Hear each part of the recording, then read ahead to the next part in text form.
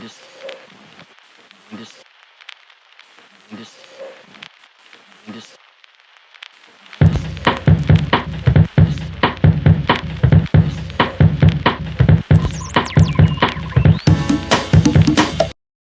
And welcome back, guys. This is part two of my road to the stage at 50 plus.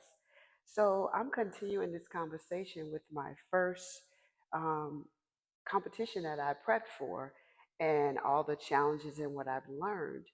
So, like I expressed before, that first competition was the Lee Haney show. And so, once I started working out and losing weight and I had all that going, of course, it continued. I had to keep losing weight, keep doing cardio. So, that consisted of, when I first started, it consisted of cardio in the morning, fasted cardio, and then lifting heavy weights. And then sometimes I would alternate and lift the weights first and do cardio. Every now and then I would throw some hit, or he would have me throw some hit in there. We'll come and do some training within his, he had a gym. So we would come and train in his gym. And he had several ladies that he was training, and they were all different ages. And that's what I liked. He had some other women that were in their 50s. He had some in their 30s and their 40s. So he had a variation of different ages, body types, and people from all different levels of their professional level different. He had lawyers, nurses. He had all kinds of people. So not only was it fun to be able to lift weights, but you learn from the ladies around you. So you develop bonds with those ladies, and those friendships last forever. So once we got to working on specific areas that I need to work on, for instance, for me, I had to work on making my shoulders wider. I had to work on making my back wider. So in figure level is where I competed. The look is, they call it an X frame, where your shoulders are wider, your waist is smaller, and then you have your quads, which sweep out a little bit. So it gives you like an X frame, like if you look from the back, that's what it looks like. And you'll see pictures of me posing where you see I'm trying to get that lat spread out. That's another thing, posing, OMG. You can build all the muscle you want to build, and it can be just as pretty, just as nice.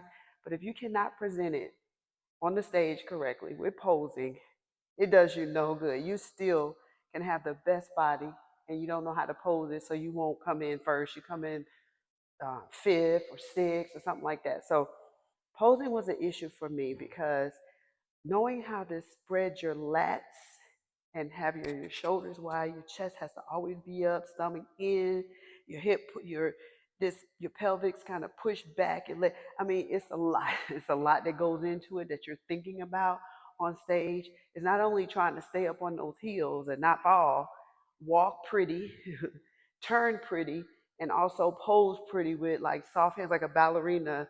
Look, all this is going through your mind while you're up on stage, while you're trying to keep your composure in front of all these people. So it's a lot. So he advised me to go to a posing coach. So not only do you have your coach who you are paying, you have your food, which is extra because it's a healthy food, you know, that costs more. And then you have to pay a posing coach. So not only is this a lot of effort, it costs, it's expensive. I'm just not going to even lie to you. Like those suits, when you first start out, you probably can get a suit for maybe $500, maybe. But those suits run anywhere from 1,200 to $3,000 with all those stones, and then you have your shoes. You get your hair done. Women, we gotta have makeup, hair. If you're wearing wigs, and or you getting your hair done, putting weave, whatever you're doing, you got to pay for that. So back to the posing. I had to see this posing coach like twice a week. Well, first I started with like once a month because I'm just learning. Closer to the show you get, the more you have to see them. And they particularly they help you with your walk, they help you with your T pose, which is a pose that you hold on the stage. They tell you like which pose works better for your body, and you have to learn those poses in space. Meaning you can look at the mirror while you're practicing, but you got to know what it feels like, that pose, because when you're on stage there's no mirror to see. So you have to be consistently doing that pose every day. When you do your workout, you got to start posing too, so that your body has muscle mind connection and it just remembers the pose, how high your shoulders need to be.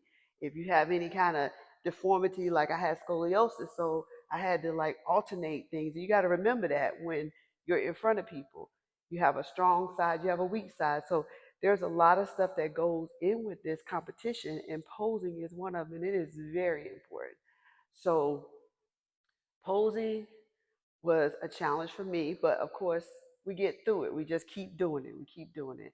And my posing coach, she was very patient. She worked with me and worked with me even, closer to the show. She would come the day of to make sure that I felt comfortable with the posing. So that was one thing. So along with working out, getting your body in shape, eating, then you have posing. Then once you get ready, you get down. And I'm not gonna lie, when you're like losing body fat, it starts getting kind of scary because you do look sick. Your body, your face gets real thin because you're gonna lose body fat everywhere.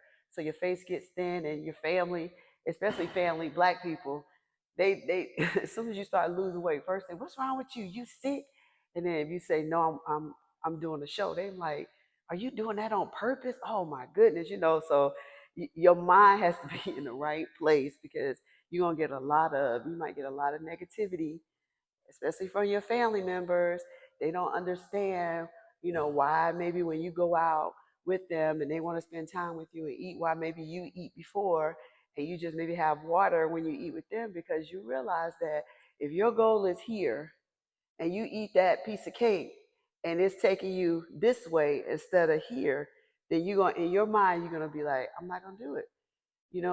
And you have to realize that gratification is delayed, meaning you don't always have to say no to the cake. You just need to say no right now. Or you don't always have to miss a celebration, but this time you may can't do it, because when you're in that show mentality, you kind of close off a little bit because you like focus. So a lot of things can take your focus. If you have any kind of family issues, if your children have issues, a lot of times that'll take you out of the game because your mind won't be there. So you isolate a little bit from the things that you like to do. It's almost like you're not living at that time because of that goal that you have. And everybody is different, but that's how it works for me.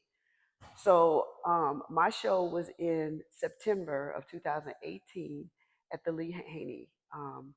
And I got my suit. I thought I was so cute. This is my first show.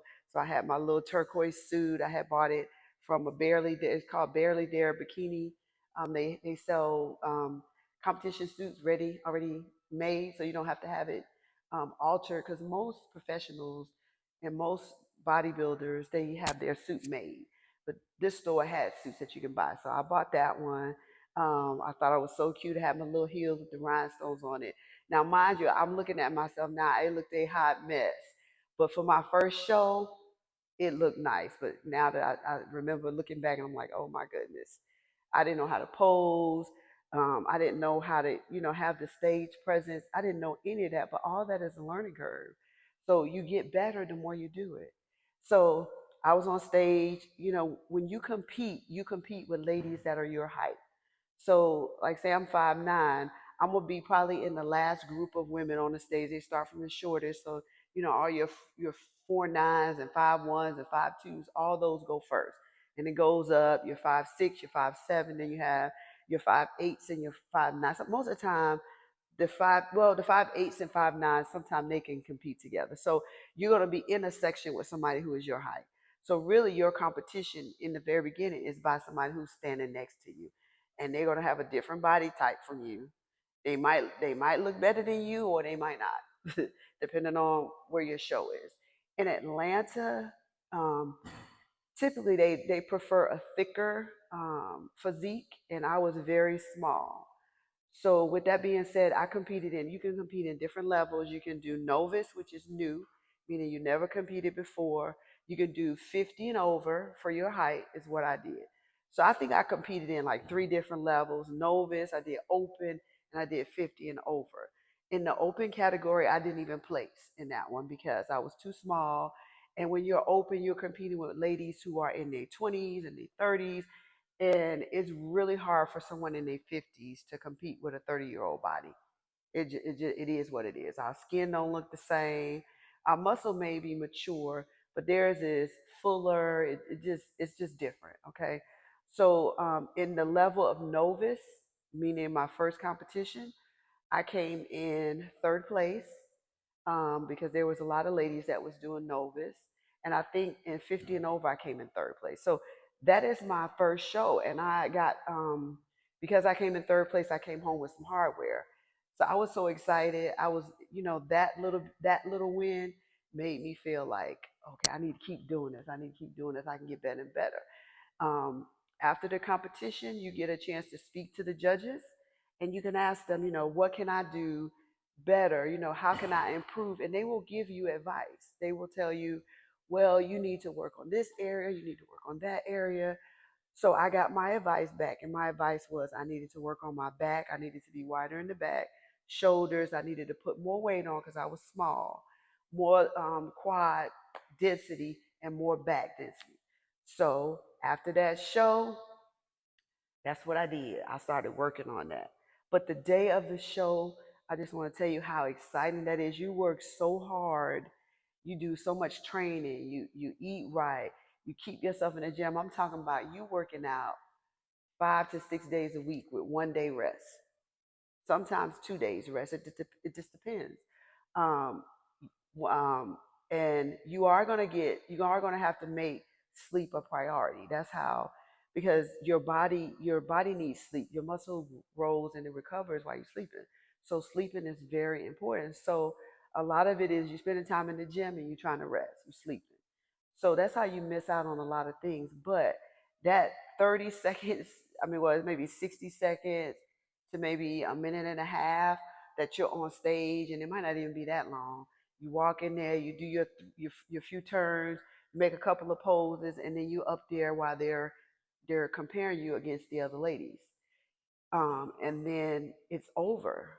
Like, and so it's like exhilarating, that feeling of being on stage, making making a goal come to life, looking at yourself with your suit on, all them diamonds, and you got all this makeup on. It gives you just this, I don't know, it's just a thrill. I liked it, and so it drew me in. Like I wanted to do more and more and more. So not only that, I met a lot of nice ladies who were doing the same thing, and I built some really strong friendships from that. And so that's how you get your community. You guys become friends and you start doing this thing together. I have met so many people from just that first show that I still talk to today. I still follow their journey. They follow mine.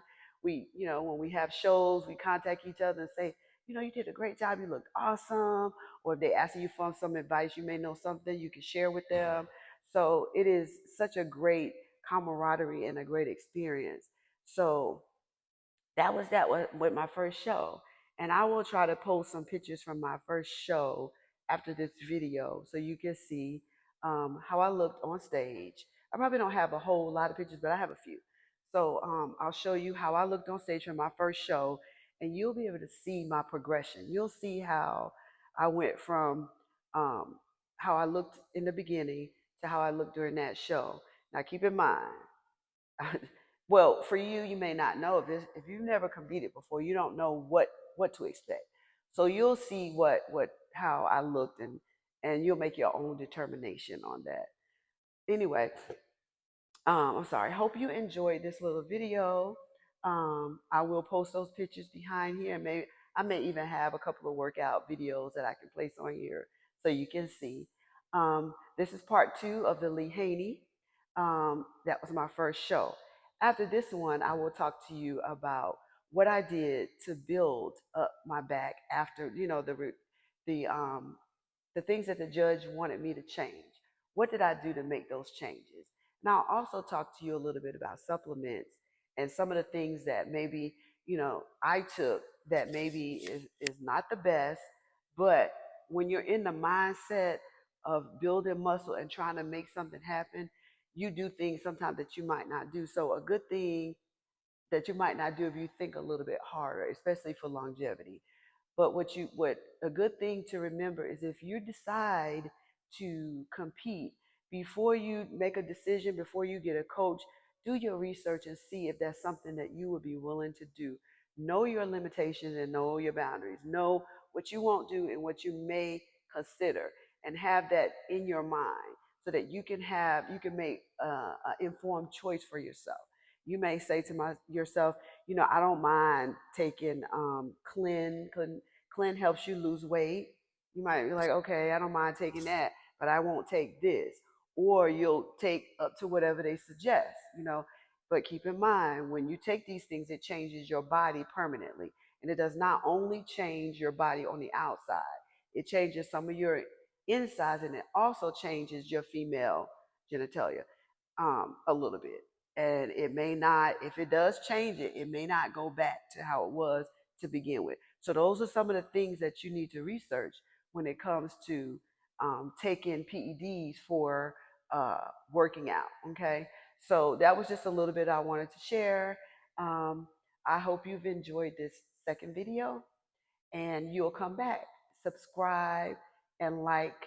If you have any questions or any concerns, feel free to send me questions. I don't mind answering anything.